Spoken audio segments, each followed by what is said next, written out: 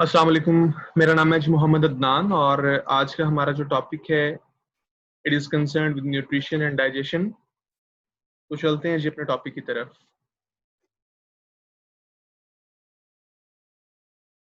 जब हम न्यूट्रिशन की बात करते हैं तो nutrition include all processes like ingestion of the food, digestion of the food, absorption of the food and then its assimilation. ये तमाम की तमाम चीज़ें न्यूट्रिशन की छतरी के अंदर आती हैं। अगर हम डाइजेशन की बात करें तो डाइजेशन सिंपली उस फूड की केमिकल या मैकेनिकल ब्रेकडाउन होती है कि उन फूड पार्टिकल्स को इस काबिल बना दिया जाए कि इंडिविजुअल सेल्स जो उनसे हैं उनको एब्जॉर्ब कर सकें और देन उसको यूटिलाइज कर सकें।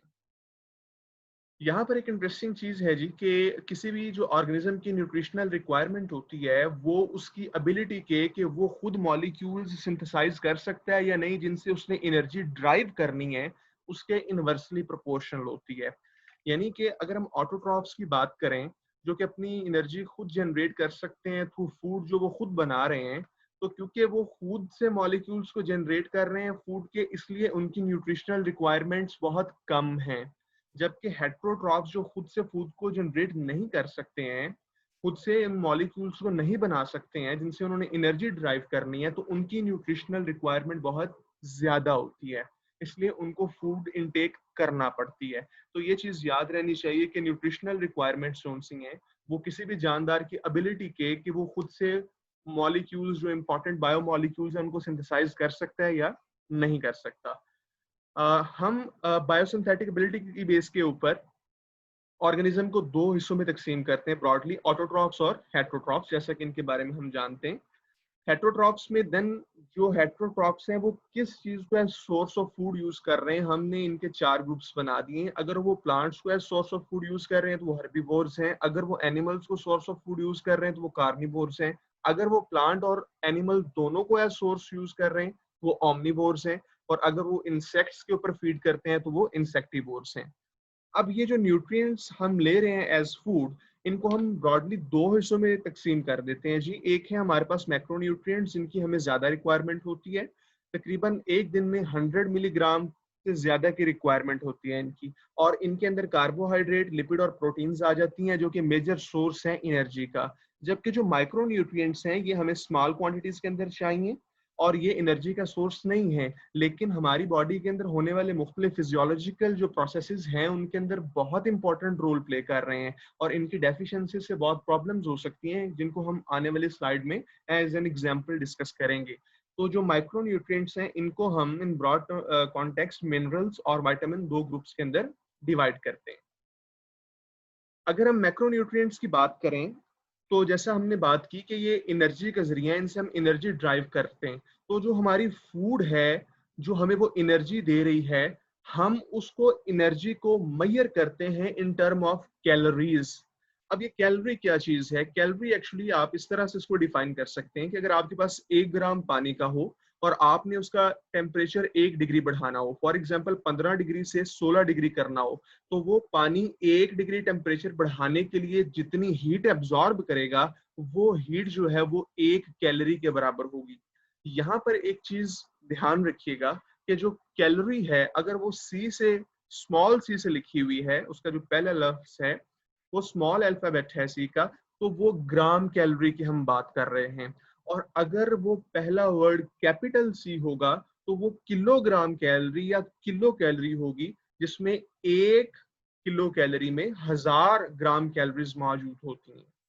तो इस चीज का ध्यान रखिएगा। अमूमन जो फूड हम कंज्यूम करते हैं, जो हम जूस, बिस्किट या दूसरे प्रोडक्ट्स मार्केट से खरीदते हैं, उसके पीछे जो एनर्जी वैल्यू लिखी होती है वो in term of kilo calories लिखी होती है।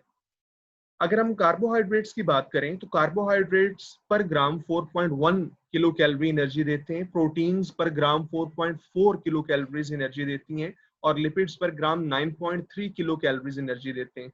क्योंकि सेम अमाउंट के अंदर आप अगर कंपेयर करें इनको तो लिपिड्स सबसे ज्यादा आपको एनर्जी दे रहे हैं, इसलिए लिपिड्स को हम most concentrated source of food energy कहते हैं।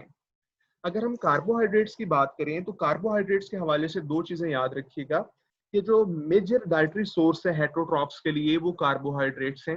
ज्यादातर जो एनर्जी के सोर्स के तौर पे हेटरोट्रॉफ्स यूज करते हैं वो कार्बोहाइड्रेट को यूज करते हैं। दूसरी चीज याद रखिएगा कि जो कार्बोहाइड्रेट्स हैं ये कार्बन का भी मेजर सोर्स है, और जो हमारी बॉडी में ऑर्गेनिक कंपाउंड्स बन रहे हैं जिनके अंदर आप जानते हैं कार्बन मेजर एलिमेंट के तौर पे इस्तेमाल किया जाता है, तो ये जो कार्बन कहाँ से आ रहा है इसका मेजर सोर्स भी यही कार्बोहाइड्रेट्स ही हैं। अगर हम माइक्रोन्यूट्रिएंट्स की बात करें जिनको हम दो हिस्सों में ब्रॉडली तकसीम करते हैं, मिनरल्स और विटामिन्स, तो मिनरल्स अगर ज्यादा अमाउंट में चाहिए रिलेटिवली तो वो मैक्रो, और अगर कम अमाउंट में चाहिए होंगे तो माइक्रो मिनरल्स कहलाएंगे। और विटामिन्स को हम दो क्लासेस के अंदर डिवाइड करते हैं डिपेंडिंग कि वो पानी में सॉल्युबल हैं या नहीं। तो जो पानी में सॉल्युबल हैं वो वाटर सॉल्युबल विटामिन्स कहलाते हैं, और सिर्फ ये दो हैं, विटामिन सी और विटामिन बी। विटामिन बी की आगे डिफरेंट फॉर्म्स हैं, जैसे आप देख भी सकते हैं विटामिन B1, B2, B3। और अगर वो पानी में सॉल्युबल नहीं है तो वो फैट सॉल्युबल विटामिन हैं, A, D, E और K के हवाले से। अगर हम थोड़ा सा इनको देख लें कि बेशक ये माइक्रो न्यूट्रिएंट्स हैं लेकिन हमारी बॉडी में क्या रोल प्ले कर रहे हैं और इनकी डेफिशिएंसी से क्या प्रॉब्लम्स हो सकती हैं, तो हम इनकी इंपॉर्टेंस को समझने के काबिल हो जाएंगे। फर्ज करें अगर हम कैल्शियम की बात करें तो कैल्शियम बोन्स का इंपॉर्टेंट पार्ट है, in the form of calcium phosphate bone के अंदर स्टोर है। अगर कैल्शियम की कमी हो जाए, हाइपोग्लाइसीमिया हो जाए, तो आपको ऑस्टियोपोरोसिस की डिजीज हो जाएगी। इसी तरह से ये नॉर्मल ब्लड क्लॉटिंग के लिए जरूरी है। अगर आपके अंदर कैल्शियम की कमी है तो ब्लड क्लॉटिंग प्रॉपरली नहीं हो पाती है। मसल कॉन्ट्रैक्शन के अंदर कैल्शियम इंपॉर्टेंट रोल प्ले कर रहा है। अगर कैल्शियम की कमी हो जाएगी आपको तो आपको टेटनी जैसी डिजीज हो सकती है, मसल क्रैम्प्स पड़ेंगे, पेन होगी, नमनेस हो जाएगी। इसी तरह अगर हम विटामिन की बात कर लें तो विटामिन ए जो है ये विजुअल पिगमेंट्स बनाने के लिए जरूरी है, विटामिन के ब्लड क्लॉटिंग के लिए जरूरी है। और इसी तरह अगर हम विटामिन फॉलिक एसिड की बात कर लें, ये आपके पास विटामिन जो B9 है फॉलेट, ये इसका ह्यूमन वर्जन है फॉलिक एसिड, अगर इसकी कमी हो जाए तो बहुत प्रॉब्लम्स आ जाती हैं। अमाउंट कितनी चाहिए आपको पर डे? 0.4 मिलीग्राम। लेकिन अगर आप वो भी नहीं ले रहे तो आपको क्या प्रॉब्लम्स हो सकती हैं? आपको एनीमिया हो सकता है, क्योंकि आयरन के साथ साथ ब्लड की फॉर्मेशन के लिए फॉलिक एसिड बहुत इंपॉर्टेंट रोल प्ले कर रहा होता है। इसी तरह अगर मदर प्रेग्नेंट है और उसमें फॉलिक एसिड की कमी हो जाती है तो उसका जो बच्चा पैदा होगा वो न्यूरल ट्यूब डिफेक्ट्स के साथ पैदा होगा, जैसा कि उसकी स्पाइनल कॉर्ड जो है वो प्रॉपरली क्लोज नहीं होगी, और भी बहुत से इश्यूज हो सकते हैं। तो चलते हैं जी नेक्स्ट हमारी स्लाइड के ऊपर जो एमसीक्यू से रिलेटेड है। ये एक जस्ट ओवरव्यू है कि आपको इस तरह से एमसीक्यूज एग्जाम्स में आ सकते हैं, इससे रिलेटेड एमसीक्यूज आ सकते हैं और आपने किस तरह से तैयारी करनी है। जैसा कि पहला एमसीक्यूज है कि आप बताइए कि इनमें से कौन ओमनिवोर है। आप इनके आंसर्स काइंडली कमेंट सेक्शन के अंदर लिख दीजिएगा, स्लाइड नंबर शेयर करके, उनके आंसर्स शेयर करके। हम बाद में उसके आंसर्स कमेंट सेक्शन के अंदर ही की के तौर पे शेयर कर देंगे। इसी तरह जो कैलोरी के हवाले से मैंने आपको बताई थी बात, उसको मद्देनजर रखते हुए इसका आंसर कीजिएगा। मेजर डाइटरी सोर्स कौन सा है ये बताएं, मोस्ट कंसंट्रेटेड सोर्स कौन सा है ये बताएं। तो इस तरह के कुछ एमसीक्यूज यहाँ पर हमने मेंशन किए, इनके काइंडली आप खुद को टेस्ट कीजिए कि आपको इनमें से कितने आते हैं। सिक्स्थ वन इज इम्पॉर्टेंट, इसका ध्यान रखिएगा। Major positive ion in the cell, यानी सेल के अंदर कौन है, मेम्ब्रेन के अंदर, सेल मेम्ब्रेन की बाउंड्री के अंदर। इसी तरह major positive ion extracellular fluid में कौन है, ये भी एमसीक्यूज आ सकता है। आपके पास major negative ion in the cell कौन है, ये भी एमसीक्यूज आ सकता है। तो इस तरह से आपसे वो डिफरेंट चीजें पूछ सकता है। इस तरह से मेलानिन और हीमोग्लोबिन की सिंथेसिस के लिए कौन सा एसेंशियल है इनके अंदर माइक्रोन्यूट्रिएंट, वो आप बताएंगे। और विटामिन कौन सा जरूरी है ब्लड क्लॉटिंग के लिए। नेक्स्ट अगर हम डाइजेशन की बात करें तो डाइजेशन को हम बेसिकली दो हिस्सों में तकसीम कर रहे हैं, इधर वो सेल के अंदर हो रही है या वो सेल से बाहर हो रही है। अगर वो सेल के अंदर हो रही है यानी कि जो फूड है वो सेल की बाउंड्री के अंदर चली गई है, वो डिफ्यूजन से जा सकती है, ऑस्मोसिस से जा सकती है, एंडोसाइटोसिस से जा सकती है, किसी भी सोर्स के थ्रू अंदर गई है और उसकी डाइजेशन सेल की बाउंड्री के अंदर हो रही है, तो वो आपके पास इंट्रासेलुलर डाइजेशन होगी, जहां पर लाइसोसोम्स अपना मेन रोल प्ले कर रहे होते हैं। जबकि अगर एंजाइम्स को आप सेल से बाहर भेज रहे हैं और उसे किसी एक खास कैविटी के अंदर, किसी ऑर्गन के अंदर डाइजेस्ट कर रहे हैं, तो वो आपके पास एक्स्ट्रा सेलुलर डाइजेशन कहलाएगी। एनिमल्स की अगर हम फीडिंग स्ट्रेटजीज की बात करें कि एनिमल्स किस तरह से खुराक हासिल करते हैं, तो बेसिकली उनको आप दो हिस्सों में डिवाइड कर सकते हैं। कॉन्टिन्यूस फीडर्स वो होंगे जो हर वक्त फूड लेते रहते हैं 24 घंटे में, जबकि डिसकॉन्टिन्यूस फूडर जो फीडर्स हैं वो वक्फे वक्फे से फूड को कंज्यूम करते हैं। वो लगातार फूड को सारा दिन और रात जो है उसके लिए कोशिश नहीं करते हैं। सस्पेंशन फीडर्स के अंदर आपके पास, जिनको आप फिल्टर फीडर्स भी कह सकते हो, बहुत अच्छी एग्जांपल स्पॉन्ज की है। आपके पास फिल्टर फीडिंग के लिए, सस्पेंशन फीडिंग के लिए 3 रिक्वायरमेंट्स होने चाहिए। ये 3 स्टेप्स में होती है। सबसे पहले तो आपके पास कोई फिल्ट्रेशन अपरेटस होना चाहिए जिसके अंदर से पानी गुजरता हो। फिर वो फिल्ट्रेशन अपरेटस इस काबिल होना चाहिए कि वो उस पानी के अंदर मौजूद सस्पेंडेड ऑर्गेनिक मैटर को कैप्चर कर सके, ट्रैप कर सके, और फिर उस ट्रैप्ड फूड को स्वीप किया जाता है माउथ की तरफ। तो 3 स्टेप के अंदर सस्पेंशन फीडर्स जो उनसे हैं वो अपनी फूड हासिल करते हैं।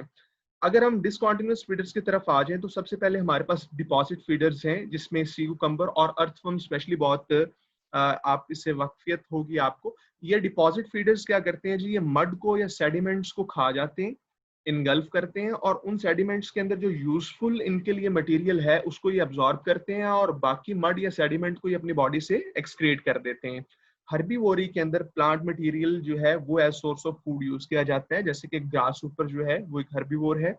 इसके अंदर एक इंटरेस्टिंग चीज याद रखिएगा कि कुछ ऐसे ऑर्गेनिजम्स होते हैं, कुछ ऐसे आपके पास जानदार होंगे जो प्लांट्स पे फीड कर रहे हैं लेकिन इनके लीव्स के ऊपर नहीं फीड कर रहे, सिर्फ स्पेसिफिकली इनके फ्रूट्स के ऊपर फीड कर रहे हैं। तो ऐसे ऑर्गेनिजम्स को हम फ्रूगीवोर्स कहते हैं। वो भी हर्बीवोर्स हैं लेकिन उनको हमने एक स्पेशलाइज्ड नाम दे दिया फ्रूगीवोर्स का।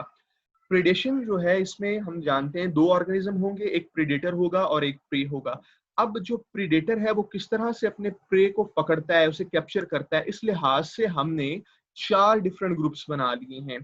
पहली जो टाइप है प्रीडेटर की वो है मोटाइल स्टाकर्स। मोटाइल स्टाकर्स क्या करते हैं, ये एक्टिवली अपने प्रे को चेज करते हैं, उसके पीछे भागते हैं, उसे थकाते हैं और उसके बाद उसको पकड़ते हैं, फिर उसको मार देते हैं।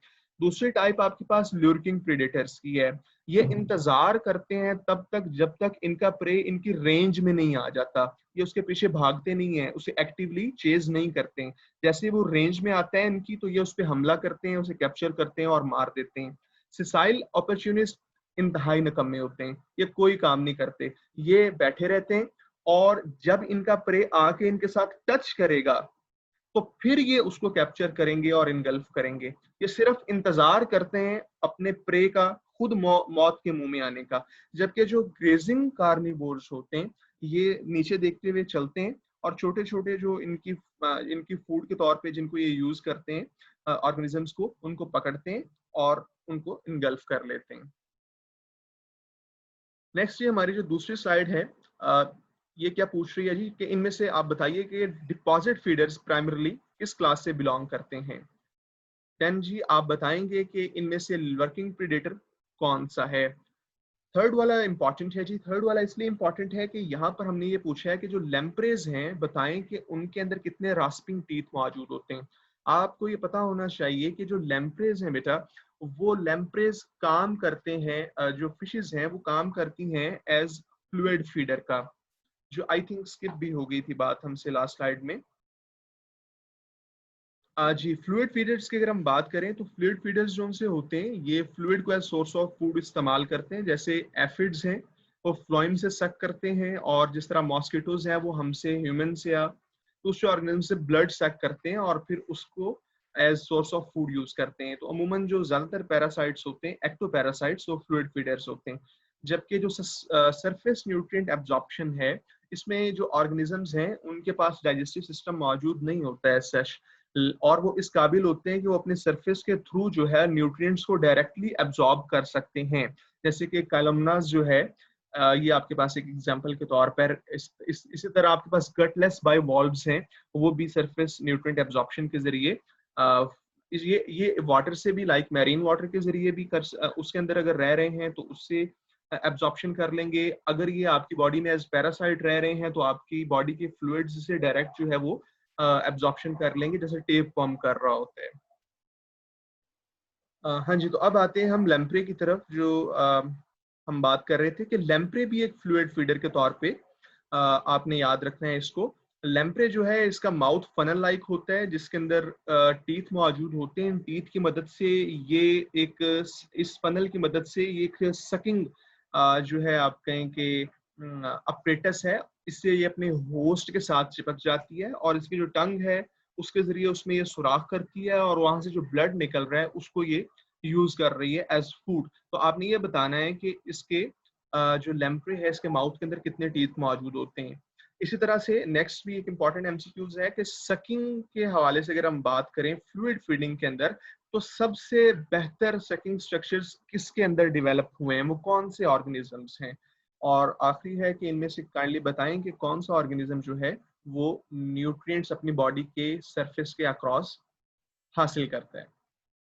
नेक्स्ट अगर हम डाइवर्सिटी की बात करें डाइजेस्टिव स्ट्रक्चर्स के अंदर, तो प्रोटोजोन्स क्योंकि यूनिसेलुलर ऑर्गेनिजम्स हैं, इनके अंदर ऐसा कोई डाइजेस्टिव स्ट्रक्चर मौजूद नहीं है, लेकिन इनके अंदर एक इंटरेस्टिंग चीज आपने याद रखनी है और ये सब के अंदर नहीं है, यानी कि ये बात जो मैं करने अभी आपके सामने बताने जा रहा हूँ ये तमाम के तमाम प्रोटोजोन्स को फॉलो नहीं करते। ज्यादातर प्रोटोजोन्स के अंदर फूड किसी भी जगह से जहां से भी वो टच करेगी सेल मेम्ब्रेन को, वहां से वो एंडोसाइटोसिस के जरिए या डिफ्यूजन ऑस्मोसिस के जरिए किसी प्रोसेस के जरिए वो अंदर आ जाएगी। और वेस्ट मटेरियल किसी भी जगह से सेल मेम्ब्रेन से जहां पर वो वैक्यूल जो है जेशन वैक्यूल वो टच करेगा वहां से वो बाहर निकल जाएगा। लेकिन कुछ प्रोटोजोन्स के अंदर स्पेसिफिक पॉइंट मौजूद है जहां से फूड एंटर करेगी और स्पेसिफिक पॉइंट मौजूद है जहां से वो एग्जिट करेगा, वेस्ट मटेरियल एग्जिट करेगा। मिसाल के तौर पर आपके पास ये जो आपको डायग्राम नजर आ रही है, इसमें जो प्रोटोजोन आपके पास मौजूद है इसमें आपको ये स्ट्रक्चर नजर आ रहा है साइटोस्टोम। ये एनालॉगस टू माउथ काम करता है, ये वो जगह है जहां से फूड ने एंटर होना है। तो ये जो बक्कल कैविटी है इसके सीलिया जो है ये फूड को स्वीप करते हैं टुवर्ड्स द साइटोस्टोम, यहाँ जाकर वो फूड वैक्यूल बना देती है। फूड वैक्यूल के अंदर एसिडिक और अल्कलाइन दोनों पीएच के अंदर डाइजेशन होती है और जो मटेरियल यूजफुल है उसको एब्जॉर्ब कर लिया जाता है और वेस्ट मटेरियल को एक ओपनिंग से जिसे साइटोपाई कहते हैं उसके जरिए बॉडी से बाहर निकाल दिया जाता है। तो ये याद रखिएगा कि प्रोटोजोन्स में एनालॉगस टू माउथ कौन सी ओपनिंग होती है, एनालॉगस टू एनस कौन सी ओपनिंग होती है। अगर हम इनवर्टिब्रेट्स की बात करें जी, तो इनवर्टिब्रेट्स के अंदर जो गैस्ट्रोवेस्कुलर कैविटी है वो इनके डाइजेस्टिव कैविटी के तौर पे सामने आती है। अब जो गैस्ट्रोवेस्कुलर कैविटी है इसके अंदर बहुत सी मॉडिफिकेशंस मौजूद हैं, सिंपलर टू कॉम्प्लेक्स जो है ना ये इस तरफ जा रही होती है। फॉर एग्जांपल अगर हम हाइड्रा की बात करते हैं जी, तो हाइड्रा की गैस्ट्रोवेस्कुलर कैविटी एक ट्यूब लाइक स्ट्रक्चर है, सिंपल। जबकि अगर आप इसे प्लेनेरिया से कंपेयर करेंगे तो प्लेनेरिया की गैस्ट्रोवेस्कुलर कैविटी काफी ब्रांच्ड होती है। अच्छा, अब यहाँ पर एक बात इंपॉर्टेंट है और वो ये है कि जो डाइजेस्टिव सिस्टम होता है, डाइजेस्टिव कैविटी होती है, वो या इनकम्प्लीट होती है या कंप्लीट होती है। इनकम्प्लीट डाइजेस्टिव ट्रैक्ट से हमारी मुराद ये होती है कि अगर फूड की एंट्री के लिए और वेस्ट के एग्जिट के लिए एक ही पॉइंट है और बेसिकली वो माउथ के तौर पे सामने आता है, तो उसे हम कहते हैं जी इनकम्प्लीट डाइजेस्टिव सिस्टम। लेकिन अगर आपके पास फूड की एंट्री के लिए अलग और वेस्ट मटेरियल के एग्जिट के लिए अलग पॉइंट्स हैं तो उसे हम कहते हैं कंप्लीट डाइजेस्टिव सिस्टम। अब हाइड्रा के अंदर फूड जो है वो माउथ के जरिए आएगी गैस्ट्रोवेस्कुलर कैविटी के अंदर, यहाँ पर एंजाइम्स सिक्रिएट किए जाएंगे, यानी यहाँ पर होगी एक्स्ट्रा सेलुलर डाइजेशन। उसके बाद जो पार्टिकल्स हैं जब वो छोटे छोटे पार्टिकल्स बन जाएंगे उसमें वो टूट जाएंगी फूड, तो उनको फिर जो सेल्स हैं इसकी कैविटी की लाइनिंग के वो एंडोसाइटोसिस से अंदर ले जाते हैं और फिर यहाँ पर होती है इंट्रासेलुलर डाइजेशन। और जो वेस्ट मटेरियल है वो फिर इसी माउथ के जरिए बॉडी से बाहर निकाल दिया जाता है। तो हाइड्रा के अंदर इनकम्प्लीट डाइजेस्टिव सिस्टम है, सिमिलर प्लेनेरिया के अंदर भी है। अगर आप बात करें निमाटोड्स में, तो निमाटोड्स के अंदर आपके पास कंप्लीट डाइजेस्टिव सिस्टम है और इसी तरह इंसेक्ट्स के अंदर भी आपके पास कंप्लीट डाइजेस्टिव सिस्टम मौजूद होता है। लेकिन ऑब्वियसली जैसा आप देख रहे हैं कि इंसेक्ट के डाइजेस्टिव सिस्टम में काफी स्पेशलाइजेशन आ गई हैं और इनको हम आगे मजीद डिस्कस करेंगे। अगर हम बाइवॉल्व्स की बात करें कि बाइवॉल्व्स किस तरह से डाइजेशन करते हैं, तो बाइवॉल्व की डाइजेशन के समझने से पहले जरा इसके स्टमक की तरफ आ जाएं और इसके स्टमक में कुछ स्ट्रक्चर्स को देख लें। इसके स्टमक में ये जो स्ट्रक्चर है जिसे हम कह रहे हैं जी क्रिस्टलाइन स्टाइल, ये एक ऐसा स्ट्रक्चर है जिसके अंदर आपके पास इन्होंने कार्बोहाइड्रेट और फैट डाइजेस्टिंग एंजाइम्स इनकॉर्पोरेट किए होते हैं। ये क्रिस्टलाइन स्टाइल हिट करता है जी इस गैस्ट्रिक शील्ड के साथ, और हिट किसकी मदद से करता है, सीलिया की मदद से, जो इस स्टाइल सैक के अंदर होते हैं। जब ये इसको हिट करता है तो यहाँ पर इनके दरमियान में जो फूड होगी उसकी मैकेनिकल ब्रेकडाउन होगी, जिस तरह बिल्कुल पिस्टर और मॉर्टर काम करते हैं इसी तरह ये काम कर रहा है। और गैस्ट्रिक शील्ड जो है आपके पास, जब ये इसके साथ हिट करेगा आके तो कुछ एंजाइम्स यहाँ से भी सिक्रेट होंगे। तो यहाँ पर इस एरिया के अंदर आपके पास होती है एक्स्ट्रा सेलुलर डाइजेशन। उसके बाद फूड मूव कर जाती है डाइवर्टिकुलम में, इस पोर्शन के अंदर जी, और यहाँ पर जाकर होती है इंट्रा सेलुलर डाइजेशन। अब देखते हैं कि प्रोसेस चलता किस तरह से है। तो जी एक्स्ट्रा सेलुलर डाइजेशन होने से पहले ही जो बाइवॉल्व्स हैं ये अपने स्टमक के अंदर फ्रेगमेंटेशन स्पेरूल्स को सेक्रेट करते हैं। और इन फ्रेगमेंटेशन स्पेरूल्स का काम क्या होता है? इनका काम होता है पीएच को कम करना, ताकि एक्स्ट्रा सेलुलर डाइजेशन इनके अंदर प्रॉपरली हो सके। उसके बाद जब ये फ्रेगमेंटेशन स्पेरूल्स बन जाते हैं तो ये फीड करते हैं, फूड को अंदर लेकर आते हैं अपने स्टमक के अंदर। और जब ये अपने स्टमक में फूड को लेकर आते हैं तो ये क्रिस्टलाइन स्टाइल जो है ये घूमना स्टार्ट करता है, और ये आकर हिट करता है गैस्ट्रिक शील्ड को लोअर पीएच की वजह से। और इस हिटिंग की वजह से जो एंजाइम्स इसके अंदर इनकॉर्पोरेटेड थे वो रिलीज हो जाते हैं, प्लस गैस्ट्रिक शील्ड से कुछ एंजाइम खारिज होते हैं, और फिर यहाँ पर एक्स्ट्रा सेलुलर डाइजेशन का प्रोसेस हो रहा होता है। उसके बाद जब एक्स्ट्रा सेलुलर डाइजेशन हो जाती है तो यहाँ से जो फूड पार्टिकल्स हैं वो मूव करते हैं डाइवर्टिकुलम में फॉर इंट्रासेलुलर डाइजेशन। और जैसे ही वो इंट्रासेलुलर डाइजेशन के लिए अंदर जाएंगे डाइवर्टिकुलम में, फीडिंग का प्रोसेस रुक जाएगा, फीडिंग नहीं होगी जब तक ये प्रॉपरली डाइजेस्ट होके एब्जॉर्ब नहीं हो जाते। जैसे ही एब्जॉर्ब हो जाएंगे तो दोबारा से आपके पास फ्रेगमेंटेशन स्पेरूल्स बनेंगे, और फिर आपके पास जो फीडिंग है वो स्टार्ट हो जाएगी। अगर हम इंसेक्ट्स की बात करें तो इंसेक्ट्स के अंदर जो हमने ग्रास ऊपर को एज एग्जांपल डिस्कस कर रहे हैं, मैंटिबल्स मौजूद होते हैं जिनकी मदद से ये जो लीव्स हैं उनको छोटे छोटे पीसेस के अंदर कट करता है और उनको इंजेस्ट करता है। ये पीसेस जाके यहाँ पर क्रॉप के अंदर स्टोर हो जाते हैं। क्रॉप क्या है? क्रॉप एक्चुअली जो इनकी एसोफेगस है उसका जो डिस्टल पार्ट है, उसका जो आखिरी पार्ट है वो जो डायलेट कर गया है, यानी एसोफेगस का ये जो लास्ट पार्ट डायलेट कर जाता है वो क्रॉप कहलाता है। तो इस क्रॉप के अंदर ये फूड को स्टोर करते हैं। उसके बाद फूड यहाँ से मूव करके जाती है गिजर्ड के अंदर। गिजर्ड के अंदर फूड की दोबारा से मेस्टिकेशन होती है और उसको मजीद जो है ना वो पल्पी कर दिया जाता है। उसके बाद फूड यहाँ से मूव करती है गैस्ट्रिक सीके के अंदर, और ये स्टमक के साथ एसोसिएटेड होते हैं। ये एंजाइम्स खारिज करते हैं फूड की डाइजेशन के लिए। और उसके बाद फूड यहाँ से मूव करती है डाइजेस्ट हो के इलियम के अंदर, जहाँ पर फूड को एब्जॉर्ब कर लिया जाता है। और फिर जो अनडाइजेस्टेड फूड है वो रेक्टम में चली जाती है, और रेक्टम में अनडाइजेस्टेड फूड स्टोर रहती है। इसके साथ साथ रेक्टम के अंदर ग्रास ऊपर की जो रेक्टम है it is specialized for the absorption of water and ions. और उसके बाद जो जो वेस्ट मटेरियल है वो ये बॉडी से बाहर निकाल देते हैं। इसके अंदर एक चीज याद रखिएगा कि इंसेक्ट्स वो वाहिद आपके पास आप कहें कि क्लास है जिसके अंदर आपके पास जो एक्सक्रीटरी स्ट्रक्चर का स्ट्रक्चर एक्सक्रीटरी स्ट्रक्चर के आपके पास काम करने वाली चीजें हैं। माल्फिजियन ट्यूब्यूल्स, एक्सक्रीटरी स्ट्रक्चर्स, वो इनके डाइजेस्टिव स्ट्रक्चर के साथ एसोसिएटेड हैं। कोई भी आपको इंसेक्ट के अलावा ऐसा ऑर्गेनिज्म नहीं मिलेगा जिसका एक्सक्रीटरी सिस्टम जो है वो उसके डाइजेस्टिव सिस्टम के साथ अटैच हो। तो इंसेक्ट्स इस लिहाज से एक आप कह लें कि स्पेशलाइज्ड ऑर्गेनिजम्स भी हैं कि उनका एक्सक्रीटरी सिस्टम उनके डाइजेस्टिव सिस्टम के साथ लिंक्ड है। आप कमेंट में मुझे इसकी वजह बता सकते हैं कि इसका क्या फायदा होता है इंसेक्ट्स को, क्यों उनकी माल्फिजियन ट्यूब्यूल्स जो कि एक्सक्रीटरी स्ट्रक्चर हैं उनके डाइजेस्टिव सिस्टम के साथ लिंक्ड हैं। नेक्स्ट हम अपनी नेक्स्ट स्लाइड पे आते हैं एमसीक्यूज के हवाले से। आप बताएंगे फ्रेगमेंटेशन स्पेरूल्स किसके डाइजेस्टिव सिस्टम में बनते हैं, और इनमें से कौन सा ऑर्गेनिज्म है जिसका डाइजेस्टिव ट्रैक्ट उसके एक्सक्रीटरी सिस्टम के साथ एसोसिएटेड है। कंप्लीट डाइजेस्टिव सिस्टम सबसे पहले कहाँ डेवलप हुआ, ये एक इंपॉर्टेंट एमसीक्यूज है जी। और analogous mouth like structure protozoans का क्या कहलाता है। इसी तरह वो पूछ सकते हैं कि एनालॉगस एनस लाइक स्ट्रक्चर जो है प्रोटोजोन्स का वो क्या कहलाता है। और water absorption, ion absorption grass ऊपर में उसके गट के कौन से पार्ट के अंदर हो रही है। नेक्स्ट अगर हम वर्टिब्रेट्स की बात करें तो वर्टिब्रेट की जो गट है उसका बेसिक स्ट्रक्चर जो है वो तकरीबन तमाम वर्टिब्रेट्स में यही है कि सबसे पहले ओरल कैविटी है, then pharynx leading to the esophagus, stomach, small intestine and then large intestine. और इसके साथ साथ आपके पास इस पूरी की पूरी गट के साथ आपके पास एसोसिएटेड ग्लैंड्स मौजूद हैं, जैसे कि स्लाइवरी ग्लैंड्स जो माउथ के अंदर होते हैं जी। इसके अलावा लीवर है आपके पास, और आपके पास पेनक्रियाज होगा। ये एंजाइम्स खारिज करते हैं जो डाइजेशन के अंदर मेजर रोल प्ले कर रहे होते हैं जी। अगर हम टंग की बात करें जी, तो टंग आपने याद रखना है, एक इंपॉर्टेंट चीज है ये कि जो ट्रू टंग है वो एम्फीबियंस के अंदर इवॉल्व हुई थी।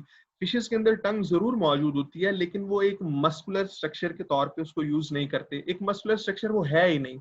लैम्प्रेस की अगर हम बात करें तो इनके अंदर टंग जरूर है, लेकिन वो रास्पिंग ऑर्गन के तौर पे काम कर रही है। उसकी मदद से ये सुराख करते हैं अपने होस्ट के अंदर, और फिर वहां से ये फूड को, जो इनकी फ्लूइड फीडिंग हैबिट है, फूड को, ब्लड को सक कर लेते हैं।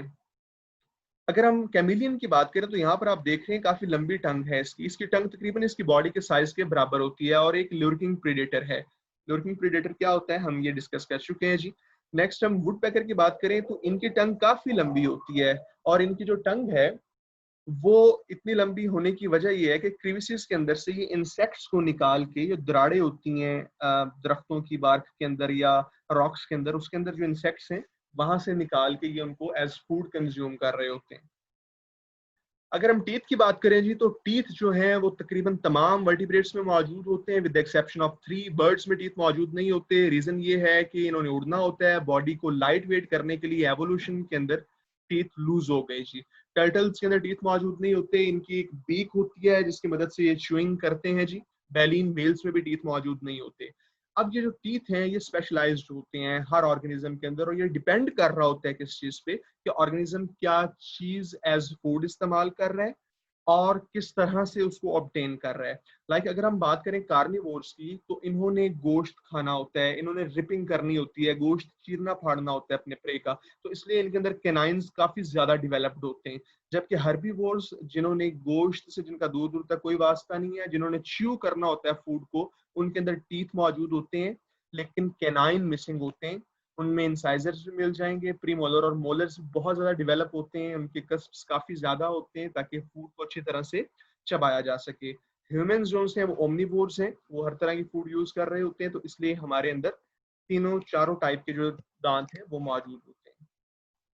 अगर हम स्लाइवरी ग्लैंड्स की बात करें जी, तो फिश के अंदर स्लाइवरी ग्लैंड्स जो उनसे मौजूद नहीं होते, एक्सेप्शन लैम्प्रे है। क्यों उनके अंदर स्लाइवरी ग्लैंड्स होंगे, हम बात इसलिए हम ये पहले बात कर चुके हैं कि फ्लूइड फीडर है, तो ये जब ब्लड सक कर रहा होता है लैम्प्रे, तो वहां पर ब्लड कोआगुलेट ना कर जाए, जम ना जाए, तो इसलिए इनके स्लाइवरी ग्लैंड्स एंटी कोआगुलेंट से रिलीज कर रहे होते हैं।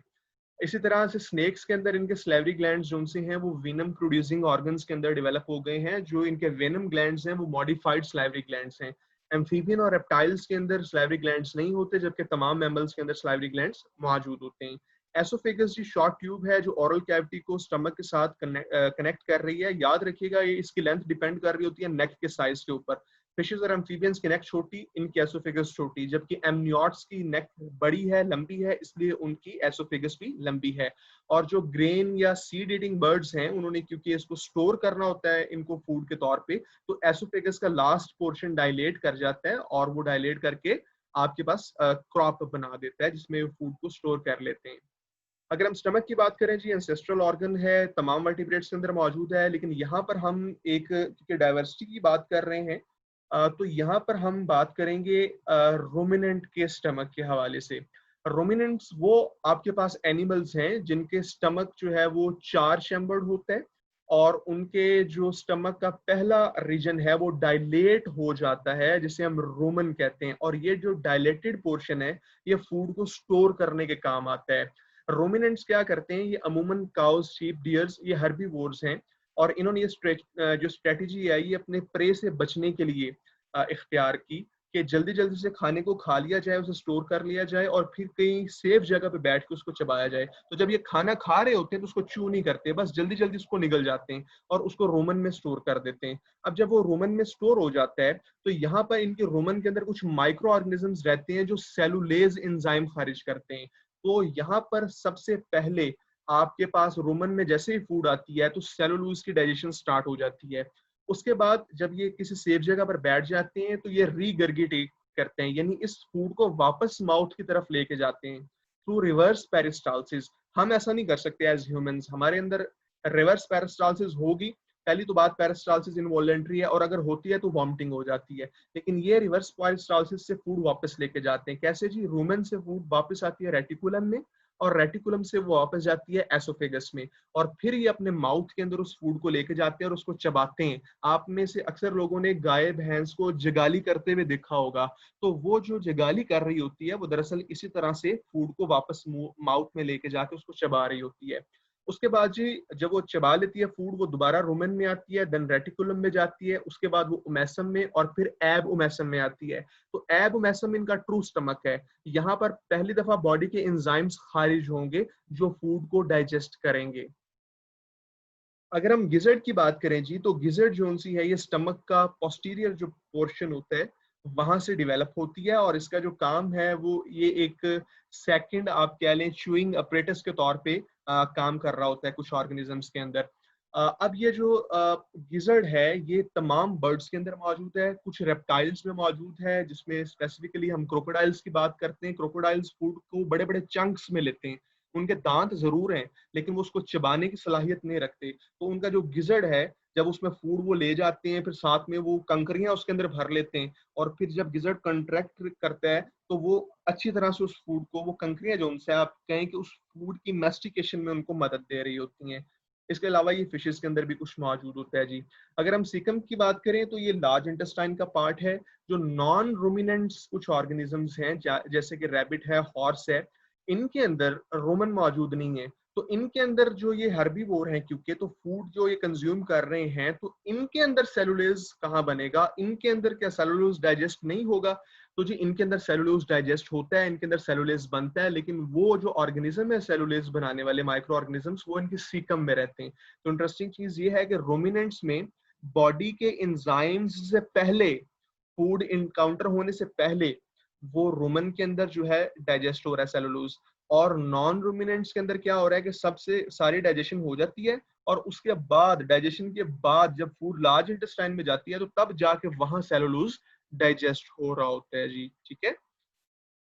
अगर हम लिवर और गॉल ब्लैडर की बात करें जी, तो लिवर जो है वो बाइल को बना रहा होता है, गॉल ब्लैडर उसको स्टोर कर रहा होता है। जो बाइल है इसमें दो कंपोनेंट्स हैं जी, बाइल सॉल्ट्स और बाइल पिगमेंट्स। बाइल सॉल्ट का बहुत इंपॉर्टेंट रोल है इमल्सिफिकेशन का। ये इमल्सिफिकेशन क्या है कि फैट के जो बड़े बड़े ग्लोब्यूल्स हैं उनको छोटे छोटे ड्रॉपलेट्स में तोड़ देना, ताकि लाइपेज अच्छी तरह से इसके ऊपर काम कर सके। बाइल पिगमेंट्स जी रेड ब्लड सेल की फैगोसाइटोसिस से बनते हैं, और जो बाइल पिगमेंट है उनमें सबसे पहले आपके पास बिलीवर्डिन बनता है, और बिलीवर्डिन जो है वो बाद में चेंज हो जाता है बिलीरुबिन के अंदर। जो बिलीवर्डिन है इसको हम ग्रीन बाइल भी कहते हैं, और बिलीरुबिन को हम रेड बाइल भी कहते हैं। पेनक्रियाज तमाम वर्टिब्रेट्स में मौजूद होता है, लेकिन आपको लैम्प्रेज और लंग फिशेस में नजर नहीं आता, क्योंकि उनकी वॉल के अंदर एम्बेडेड होता है। और आप जानते हैं कि एक्सोक्राइन ग्लैंड और एंडोक्राइन ग्लैंड के तौर पे, दोनों के तौर पे काम करता है। इंटेस्टाइन जी स्मॉल और लार्ज हम जानते हैं दो हिस्सों में डिवाइडेड होती है जी, और डिपेंड करता है कि ऑर्गेनिज्म क्या फूड ले रहा है, उसका साइज कितना है, वो मोटाइल है या सेसाइल है, इन तमाम चीजों पे बेस करती है आपके पास इंटेस्टाइन की लेंथ, कि वो छोटी होगी या बड़ी होगी, वो क्वाइल्ड होगी या स्ट्रेट होगी। जैसे आप देखिए लैम्प्रेज के अंदर बिल्कुल स्ट्रेट है, लेकिन हमारे अंदर या हायर ऑर्गेनिजम्स में ये काफी क्वाइल्ड है, काफी लार्ज है। नेक्स्ट ये आपके पास एमसीक्यू स्लाइड आ जाती है। आप बताएंगे कि इनमें से कहाँ स्लाइवरी ग्लैंड्स मौजूद हैं और कहाँ स्लाइवरी ग्लैंड्स मौजूद नहीं हैं। आपके पास ट्रू स्टमक रोमिनेंट्स के अंदर कौन सा है? हम जानते हैं चार आपके पास स्टमक के पोर्शन होते हैं रोमिनेंट्स में, तो ट्रू स्टमक कौन सा है? वो कौन सा पोर्शन है जो एंजाइम्स खारिज कर रहा है बॉडी के? आपके पास इनमें से कौन सा ऐसा नॉन रूमिनेंट है जिसके अंदर जो सेलुलोज है उसको डाइजेस्ट करने के लिए जो सेलुलोज प्रोड्यूसिंग माइक्रो ऑर्गेनिजम्स हैं वो उसके सीकम में रह रहे हैं? बर्ड्स में कितने सीका होते हैं? और इमल्सिफिकेशन जो सी है वो कौन करवाता है लिपिड की? Thank you very much. Next part इंशाल्लाह हम दूसरे सेक्शन के अंदर डिस्कस करेंगे।